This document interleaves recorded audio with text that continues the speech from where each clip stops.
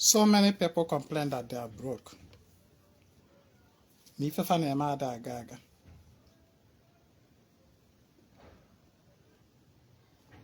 They experience more of hatred, rejection. They don't just understand what is happening in their life. Abasafia, amanlela na na before.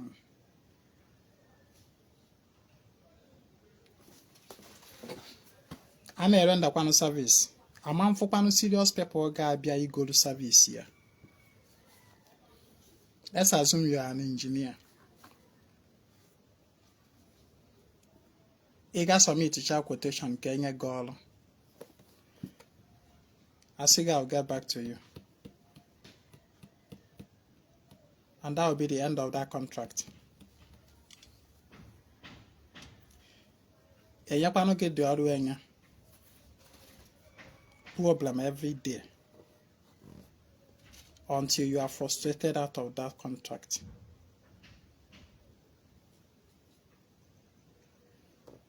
Every day, people keep rushing to DBS, to Ezinwa Anaedo, seeking for solution. Like I always tell people, stop looking for just one thing Dibia Gaba give me. That such thing does not exist. My situation change. To change your situation. Because you know the reason. Your situation is a product of you. Your situation. Your business 100,000 batara aka. Ebe niile seize ya. Until that 100,000 agbali,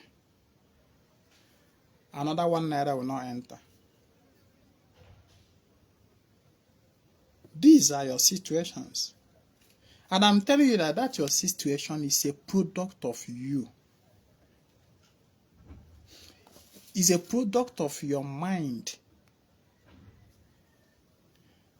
Is a product of your emotions, your feelings. Is a product of your attitude.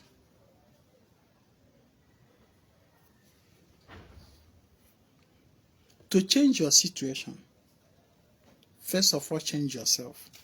Some people because they don't understand what I'm talking about.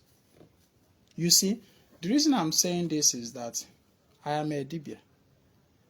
And people often come to Dibia with this mindset that Dibia should have solution. Dibia don't have the solution. All this mentality na apanyo for the Dibia to certain extreme. Asigi again babia makama ni ihe chọrọ babia ka egbiri gị ite bịa ka emerụ gị oke ite bịa ka emerụ gị awere bịa ka emerụ gị ibobo, pushing Dibias to the extremes in order to satisfy you, and at the end you are still not satisfied because nature follow due process. Quantum entanglement. Everything is entangled. Your situation is entangled to you. For you to change your situation, it's not about eating something in a pot and bring about there. The original okite is to transform yourself.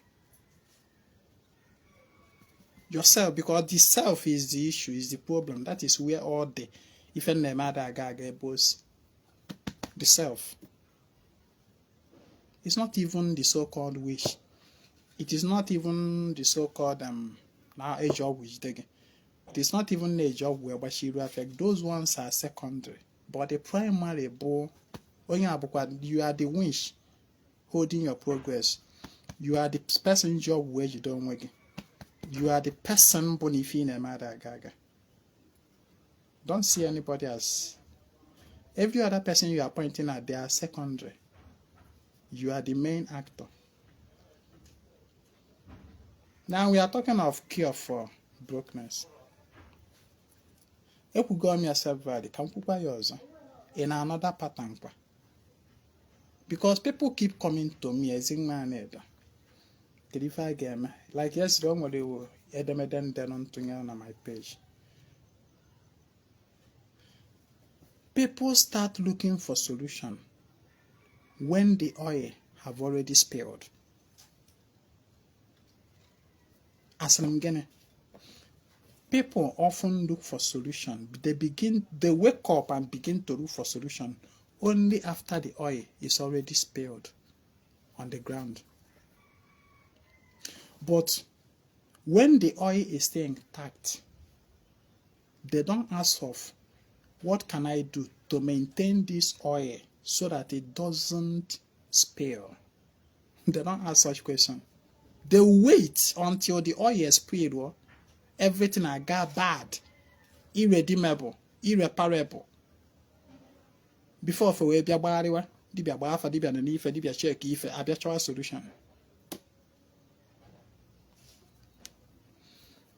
If you want to cure brokenness, number one, you go down and what am I in this life to do? What's my destiny? The number one task every man have is to discover his or her own destiny. That is number one task every man have. And if for this task of discovering your destiny, it is not as easy as Igaku a soothsayer, Mobigaku di Biafa, Baalamafa can man my destiny. Although not as easy as that, then everybody don't know their destiny. Because almost everybody they run to Dibia for Afa. Dibia full everywhere where they do Afa now.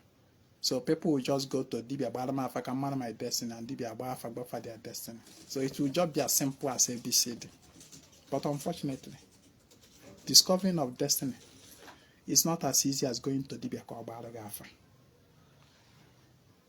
And this is where many people fail it.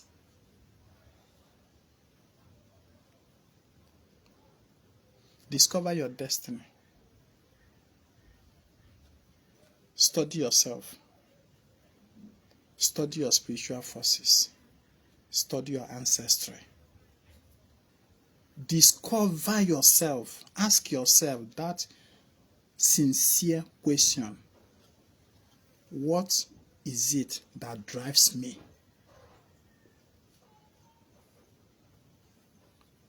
It is a question that no Dibia can answer you for Afa. It is a question that no Afa can tell you. It is a sincere question you answer yourself. Tell yourself, your spirit, the truth. Discover yourself. Go into yourself to discover yourself. You don't discover yourself from outside yourself. You don't discover yourself by going outside of yourself. Going outside yourself to go and meet Dibia, to go and meet pastor, to go and meet evangelist, to go and meet prophet, to go and meet spiritualist. Outside. You can never find yourself outside of yourself. You want to find yourself, go inward. Have a self-study, realization, self-awareness. Malonwegi. Malonwegi is not by Dibia Barama Fakamalum or Kamalon. The only one person in the whole world that can tell you who you are is you.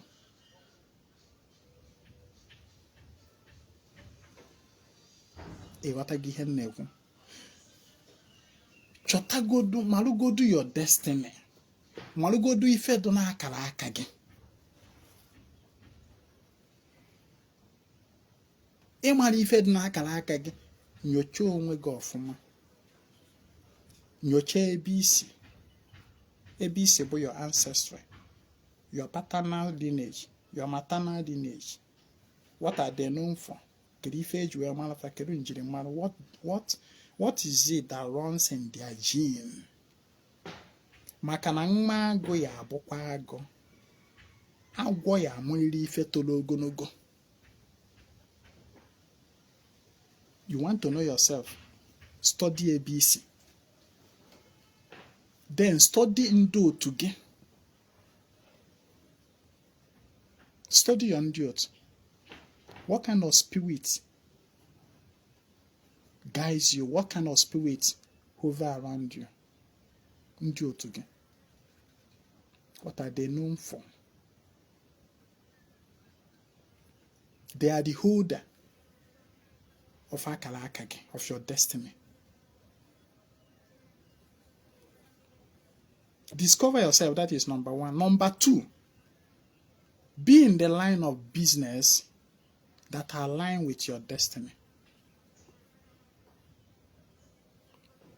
Because unless you do this, any other thing you are doing, you will be struggling. What line of business most perfectly align with the discoveries I've made about myself? Okay, esim from agbolo sinia, ba agbolo na-emekarị ife nka na ụzụ. They are good in technology. Now, am I inclined to technology? Myself, am I inclined to technology? Am I inclined to critical thinking and analysis?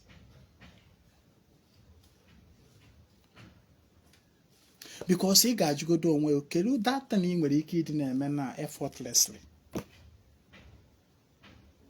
With pay or no pay, you just do it effortlessly with joy, with passion.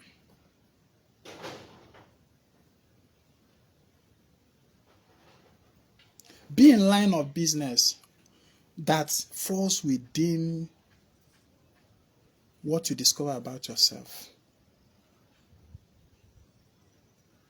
Na mmadụ anọ na line of his destiny, onye abatara na ife ibe gị na-eme na cash out, na-ebubasi ife dị mma ego, ngwunye na-eme ịnọrọ ebe ahụ na-ayọ nni. O gosiri na ife ahụ ị nọ na ya abụla ebe ị kwesịrị ịnọ. Chọpụtagodo ebe ngị nwa kwesịrị ịnọ. Na anụ ọbụla na-akpa n'ọwara. Mgbere gara ukwu isi aka akpali ya, anụ ọbụla nwere ebe ọ na-akpa bụ ike ya. Igbo si na ebujuru ọgba, ebujuru akwụ ya, ọgba ebe ka akwụ gị dị. Ya achọpụtagodo na ebe akwụ gị dị ma ya wụrụzie iwe kwuo eziokwu ije jụrụ. Chọpụtasịa distance. Be in line of your destiny.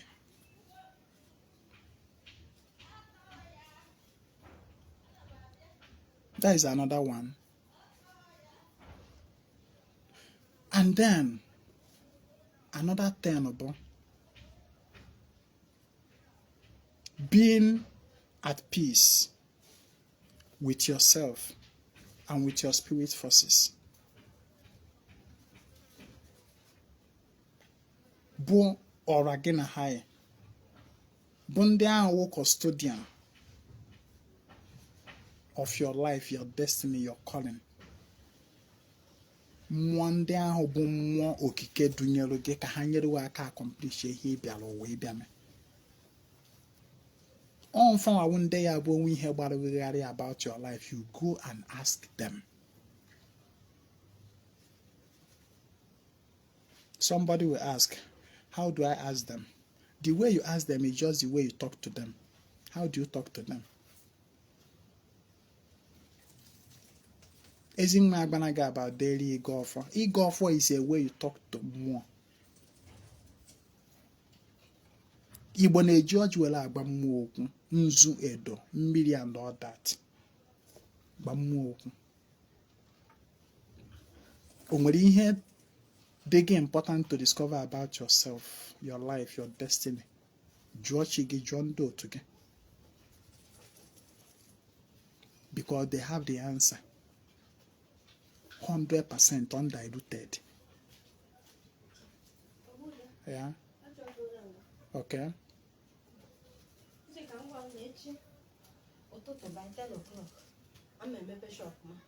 Udo dị anọ m ya.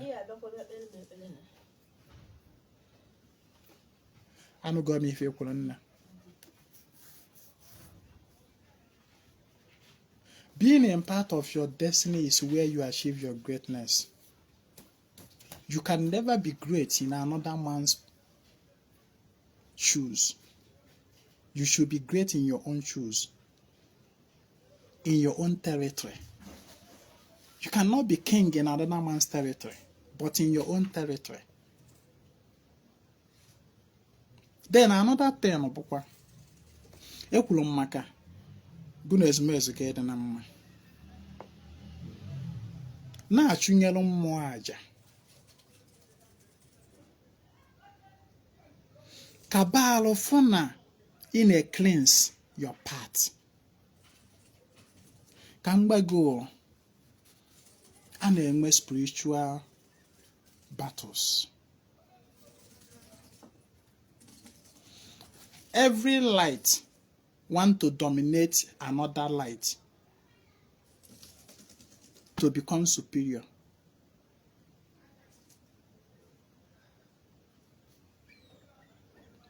It's just like, okay, kita anu about toto. Ịpụta kita anya n'elu, you can never see any star. You cannot see any other light up there. Even my ọnwa nọrọ n'elu na-ema mfe ya. Because of what? The sun have come to dominate all of them. And they have spiritual dominance. You have to see your own light. Possibly every day. Can your light when we glitter na sparkle? Can you picture your own light? Can you picture the light of Him? Such as your business, your family, and everything that concerns you. Because they bear your name. Onye enwe mgbafia, owu Ezinwa Anaedo. Onye enwe shop a, owu Ezinwa Anaedo. If you want to treat anything wrong in that shop, this is the same big treat here. If you treat it here, it will naturally reflect on the shop. In the ngwahia. I don't know if you understand what I'm saying. You are the number one factor.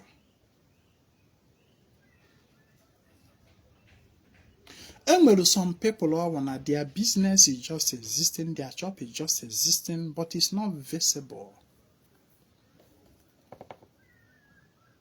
And I struggle for spiritual visibility. I want to teaching on that business. If I'm not in them, my visible. People are there forget. More there forget. Man, name on our church. You can never make headway in that thing you are doing. And when some people are on their shop, no, no, church. Under darkness.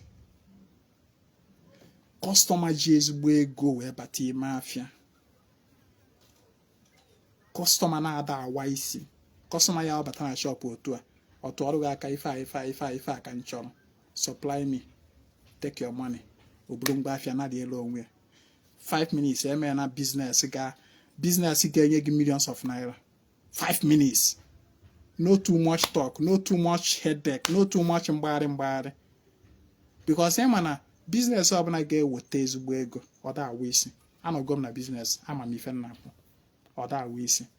And ọ da egbu oge ime. Ị just kpam o click ya. Ngwa na onwe gị lele afia na smile. Mana such customer bịa or gafe shop okay, or gawe bozo. Or flood out your shop. You know see your shop. You know go to now where a customer come. You know they see your shop. Or gawalo onwe ya born aga. Mana customer nke ahụ ga-awa gị isi. Ga-eme gị gbaricha n'ime afia niile hit eme gị. And at the end of the day, business akụọ. Where he get nweta ya. Ọbịa, ọ chọrọ ọbịa. Because darkness magnet darkness. Struggle magnet struggle. Struggle attract struggle. Such customer bụ ndị ga na-afụ. Eburu je eburu chiga. Customer nye m ife anụ maka nchọ no nwe customer chọrọ ya. Eburu eje echigata the customer before ndu apụọ na eburukwa mgbafia ọdọwalụ gị. Ọdụkọdụ kpọsa, ọdụkọdụ egolu. Energy attract their kind. Darkness attract darkness. Light attracts more light. N'if we ga-agbala onwe gị ebo, careful that you are always on light in order for you to be able to attract more of your kind, because you attract what you are, not just what you want. Nyaka we na pinya na aka na share button because na to send this message. You attract what you are, not just what you want. When on a business, none a darkness. Your shop none a darkness. Survivor of for visibility. Struggle for visibility. Visibility. Visibility is still more repetitive than a mad. Yeah, for somebody shop here no. Yeah. Shop here do ke gulana. Yeah, shop here zulezo. Mana ndị customer ga-esi east, west, north and south chọrọ ya na-abata ni abịa ngwa shop gedo na mpụta. Abịa gafe shop ga na-aba n'ime ọnụ na-achọje somebody. When it is not by your location, it's by your visibility. Wherever a light is, if you are gonna muke, either you're on the table, either you're on that table, or gonna muke long light. It's not by location. Visibility.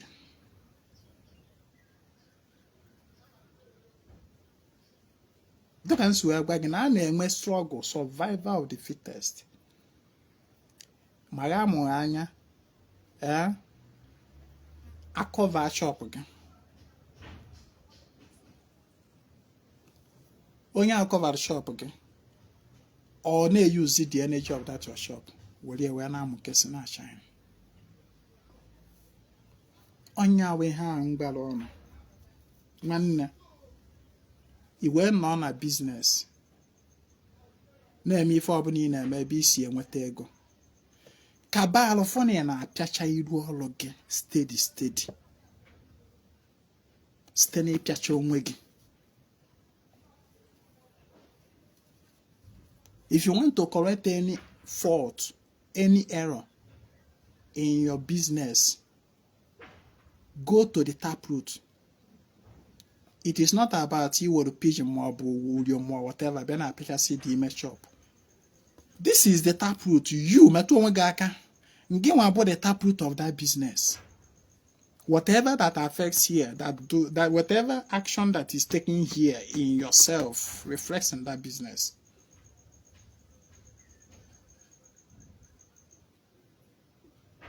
I'm gonna mourn about various ways a man gets well.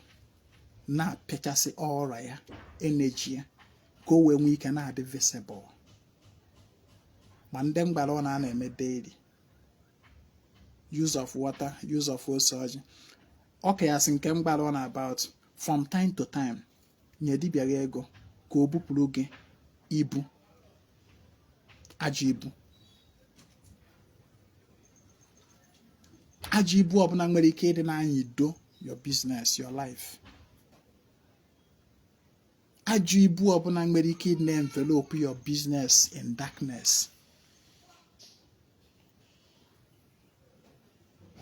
Dibia ma the commanding tools and the tone. Oye ji wee gba mmụọ okwu. Ewete one or two things were ekwu okwu n'isi gị n'afa gị na business gị. Ewepụọ ya. Ifụkwa business gị ọ na-egri tapa. It is just like when you take out the grove, the grass. Okay, ma this lamp I may use bobo, may use kerosene and wick. You'll be on there. It's in that glass, transparent glass. When that transparent glass become covered in smoke, the light will no longer be bright. But when you take out the grove, you use something to clean it, wipe the smoke. It's in your queer. Okune wana chalo onwe bright.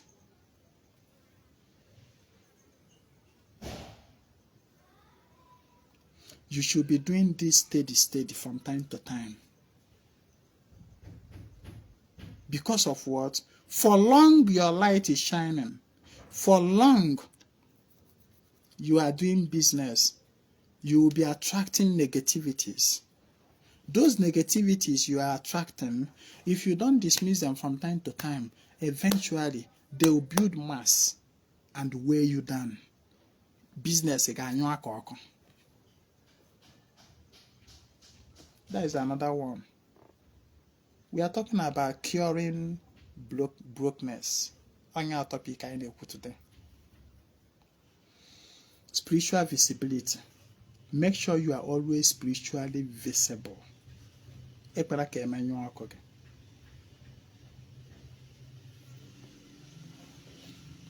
another one. Always feed your spirit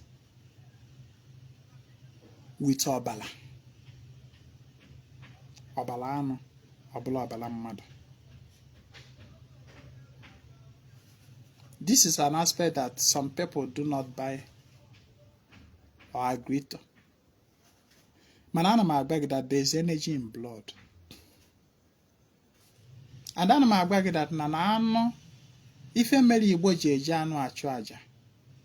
It's not really about the meat or the blood. It is about harnessing the light in the animal in order to augment your own light, because everything is light. The true nature of everything is light. I mean, the true nature by default. Yeah, so if I know by default, for example, if flash share your phone now, your phone will just return to default or to audio to share work here. Yeah, or to chief any in this work here, but if any in light. Yes.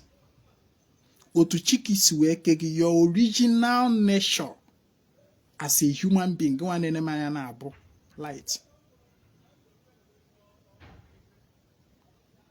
The original nature of Ajan one nas okuna, but light. The original nature by default of Nzu Anjinaka Bogene light. The original nature of Hanuma no obona follow of light. Ukwosisi obona light. Any water you see, the original true nature of that water bogene light. Anytime you cool me in a cup, if from me in a cup, well, you are just holding a mass of light. The original true nature of iheni keleke, including in Gewa, but light. So when Obo Nebia Wolano Buolushige, for instance, what you are simply doing is that you are harnessing the light energy, the nature, the true nature, the true light of that animal. You are harnessing it and adding it to your own to top up. Light upon light You keep building mass of light, infinite light. So Inyemwano is not just about Obala. Neither is it about the meat of the animal. It is about that nature of the animal, that energy, that light, to harness it. And then harness the light of an animal that is still natural to share care. Not a deformed animal. An animal that is still in the true nature or to share care. Obula animal ebelo ma we belaka. More animal, some part of body is missing. No. Harness the energy of the animal in its true form. Onya bata na ani Igbo. If the mmadụ nwụọ eburu je tinye na mortuary is completely wrong. Maka na mmadụ nwụrụ ọnụ iburu eje tinye na mortuary ebe wasi ahụ onye ahụ ebido wepụ some things. The person is no longer complete. The person is no longer in his original nature. Some things miss go. No person mmadụ nwụọ eburu ya otu ahụ ọ dị everything complete ofu mkpụrụ ntutu ama mpụ eburu ya tinye n'ime ana. Ịghọtago? So everything in its true nature, original nature by default, but light. The Catholic Church is not light from light, God from God, light from light. You are harnessing the light of the animal. One neck light is energy, and the energy can be exhausted. Yes. Energy can be n'ọkụ ị na-akwa ọkụ kịta anụ wetesịa nkụ sonye ịkwanye ọkụ na-enwu. If that wood supplying the fire, so ni wetesịrị nkụ kịta anụ kwasowesịa wee mụnye ya ọkụ ọ na-enwu. Those nkụ ahụ i wetesịrị ọnụ bụ ife na supply na feed that fire. Now if you don't, if those woods are reducing, because as they are giving fire, they are reducing. As they are giving fire, they are reducing to ashes. They are reducing. As they are reducing, if you don't refuel them, so that the fire will keep burning. If you don't fuel it, that fire will eventually, supply those wood now burn when the fire will get exhausted and the fire will quench. The fire will just naturally on your own way. But all na the nkụ na-enwu ọkụ ọdụka ọ na-agwụ iwetekwa ọzọ tinyekwa ọdụka ọ na-agwụ iwetekwa ọzọ tinyekwa steady onya bụ na the ọkụ will keep burning. Anytime you stop supplying it, it will start going down. Otu anụ akachigede na ya bụ nkụ ị ga-ewere na etinyesị ọ na-abụ ọnụ na-enye fire and the light bụ gịnị aja ị na-achụnyesịrị chi gị anụ ị na-egburu chi gị the energy of anụ ị na-harness wee na-efeed your chi na mmụọ ndị gị na fire. Of course na chi gị bụ the headquarter of aja niile ị na-achụ na chi gị ka aja niile ị na-achụ na-aba. Whether mo ị ga-achụ na mmiri, ị ga-achụ na mmụọ be nna gị, ị ga-achụ na mmụọ ikwu nne gị, ị ga-achụ na awụ gị, ị ga-achụ na mmụọ nka. The final destination of all the energy in generate from all those ajabogen yoshi, including in keep what she got and we are chunya paria. all of them isimpi adina akpampi. It is those energy in a feed your shika chigi chikwa when again na power your life. Onya bụ ni mere ife ọgazie. Onya bụ ni kwuru okwu ọnụ adịle. Because okwu ọnụ gị withdraw energy from chigi wee manifest ya.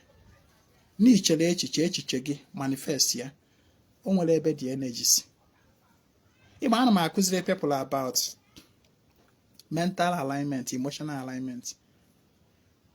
Like ị gaa na Western mysticisms, na their teachings, you know, they will be telling you how powerful, how wonderful it is, the mental energy, the emotional energy, to harness it, to align. Yes, good. Mana mgbe ụfọdụ ebe fa na-eme isi ya bụkwa, what fuels those energies? What fuels them? Ebe a ka ọdịnala Igbo ji wee bụrụ ọkaibe, wee bụrụ superior. Ya bụ egologolo nwanne, golo anụ dị very healthy, gbara agba, dị oke, dị very energetic, bụ ọrụ gị. Ka dị energy bụrụkwa ife chi gị ga-eji wee na-alụ gị ọrụ. Imesi ihe ndị a niile m kwuru na this my teaching. If you that your brokenness, every time I'm broke, if any matter aga, it will be a bygone. Let me talk am. Try it and see. Try ihe niile m kwuru na nkuzi and see for yourself. Try it between now and the next 6 months. And then come back and tell me how your life is. Don't miss anyone. I have to stop here. Cheta na every nkwa ị na-eme nkwasara aka na obi a maka ndị nwere mmasị iso ya. Nwanne echi bụ nkwọ. Nkwasara aka goes on every 4 days. The upcoming one comes up on 25th of this February 2025. Chat me on WhatsApp if you want to be part of it. 08032477868. Help me to share this message, please. My name is Ezinwa Anaedo. I come for the total restoration of ordinary men and Igbo Kemesian.